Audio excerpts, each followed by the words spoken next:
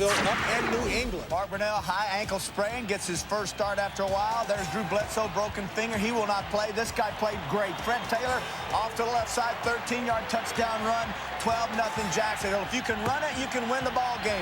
Now Robert Everett's 1 yard out, scored 12-7. Brunell, after a rocky start, though, gets things going. This is what you're used to seeing. Brunell back, looks, finds down the left sideline, a street pattern, flying, go route, call it whatever you want to.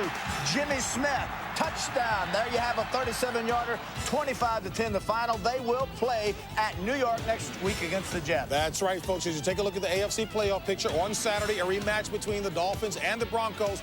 Big difference here, it's at Mile High. Then on Sunday, Jacksonville heads to the Meadowlands to take on the New York Jets. We'll come back, talk about the keys to today's game between San Francisco and Green Bay. Key to today's game is which team will win the ground war. Well, Garrison Hurst, as you heard a little earlier, a little nicked up, and Dorsey Levens, big keys to today's game as far as their star quarterbacks are concerned as we talk about today's keys. We're over here on Foxville to talk about the keys to today's game between Green Bay and San Francisco. As we mentioned before, a number of injured players back in the lineup today. We'll find out how effective they'll be. Charles Haley signed by San Francisco for the playoffs, a $10,000 game check. Let's turn to the experts, starting with Chris. All right, now for the Green Bay Packers, Leroy Butler's the key, right? But it's a little counterintuitive, JB, because ordinarily you would think that you want to disguise the blitz. Counterintuitive. Thank you very much. The Packers do not want to do that. They want to bring Leroy Butler right up to this side of the line. Of course, Steve Young drops back left-handed. They want to show the blitz. So now Steve Young is going to slide his protection over here to help against Leroy Butler. Why do they want to do that? That means Reggie White on the backside is one-on-one. That's the key. Plus, if they don't get this picked up and Steve Young has to throw hot, they know that Terrell Owens is their hot receiver. As soon as the blitz is coming, they're going to run a cornerback right at Terrell Owens. They think they're going to get an interception for a touchdown the other way. Now, explain slide real quick, because a lot of their viewers have no clue what you're talking Just about. going to move the offensive line this way. To pick up the extra blitz defender. And that leaves Kirk Strafford one-on-one on the backside. I know you know it. I know this stuff. You call them on plays. You're the man. 4 Super Bowls. How many MVPs? Now I'll give you some information you'd probably like to hear. One of the things that happened. Hearing Chris's information? No, I enjoyed Chris's information. Okay. But one of the things both of these teams like to do is San Francisco and Green Bay get a lot of receivers out. San Francisco, 4 wide receivers first game, 9 sacks by Steve Young.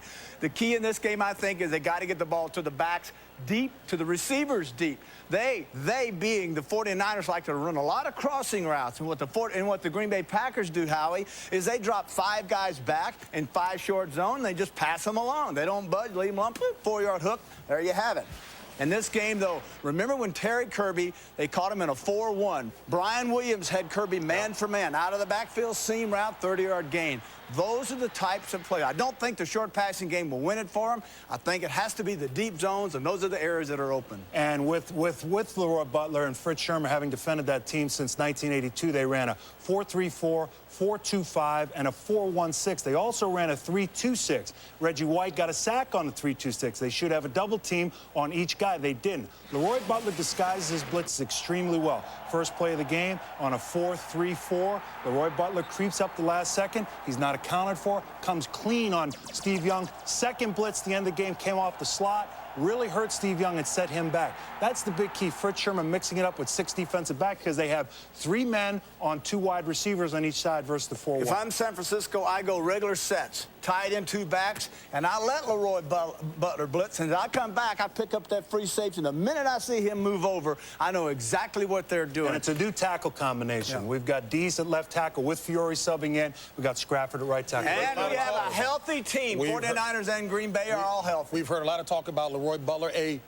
Premier defensive player of the year. And right along with that, Tim McDonald, also another hard-hitting safety indeed. Read with me. Hey, when it comes to also, don't forget about the 10 sacks that Howie was talking about earlier. Butler had in the last game. 9? You rechecked it? Okay. When it comes to blitzing quarterbacks, you can say the Butler did it. And if receivers get eaten over the middle, that happens at McDonald's. Back after this. Very good. You can read. That's some good stuff, JB.